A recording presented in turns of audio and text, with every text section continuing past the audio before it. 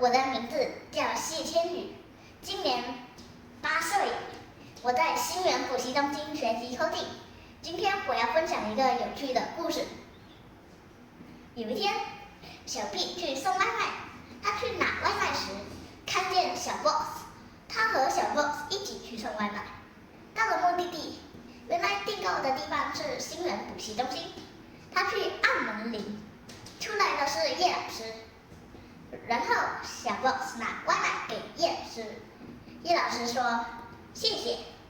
于是叶老师拿进去和雪儿老师、戴老师、水怡老师和张老师一起享用。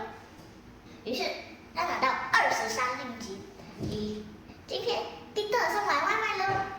他也拿到60令吉的薪水喽。第二天，他再次送外卖。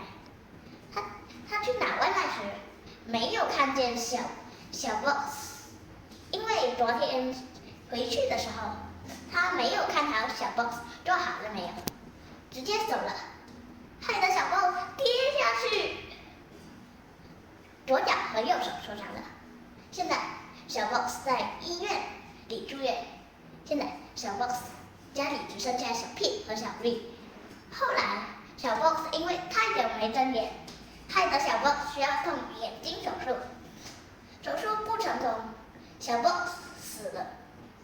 现在只剩小 P 和小 V 相依为命了。